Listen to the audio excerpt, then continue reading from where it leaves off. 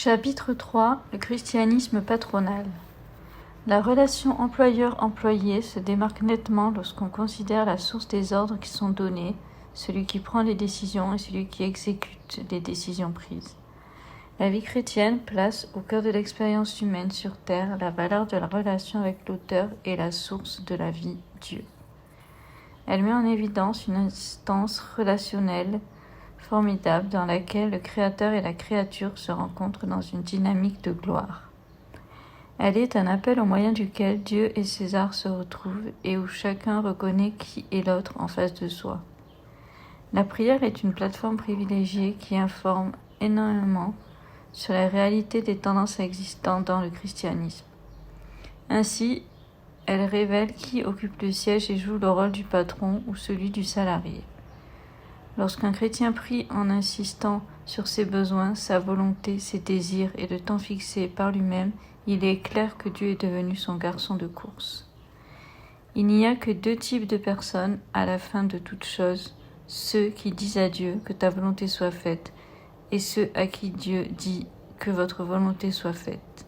C.S. Lewis, In the Great Divorce, le grand divorce.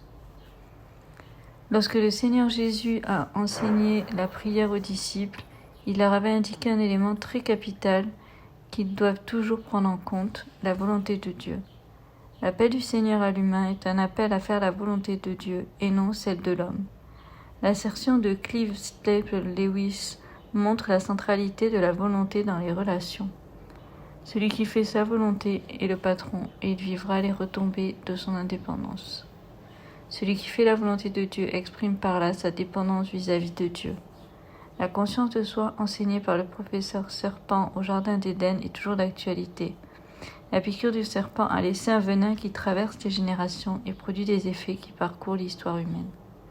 À la vérité, l'humain n'a pas pris conscience de lui-même. Il a mal pris conscience de sa propre identité. Avant le cours de Satan, l'homme est bien conscient de qui il est et se déploie dans cet état. Il recevait et faisait pleinement la volonté de Dieu. À la fin du cours, il se dénatura et accepta une idée erronée de qui il est. De nos jours, on remarque les enfants de Dieu qui font toutes sortes de réclamations. Ils demandent ceci et imposent cela, revendiquent ceci et exigent cela. Il est vrai que l'humain est le César de la terre. Seulement, son césarisme n'est pas une réalité autarcique. Le pouvoir conféré à l'humain pour régir le domaine terrestre est un pouvoir en relation avec le gouvernement central, le ciel.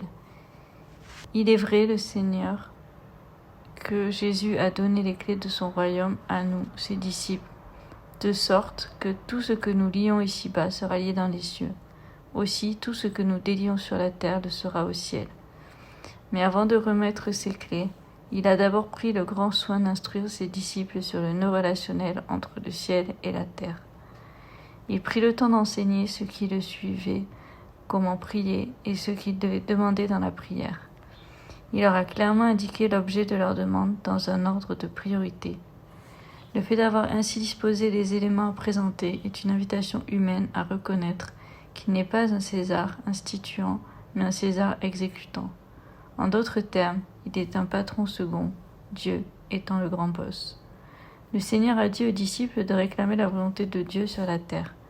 L'humain n'est pas le César de la terre pour faire sa volonté. Il y est pour faire la volonté du César de l'univers. Il n'est pas sur la terre pour établir son règne, bâtir sa dynastie. Il a été mandaté pour établir le règne de Dieu.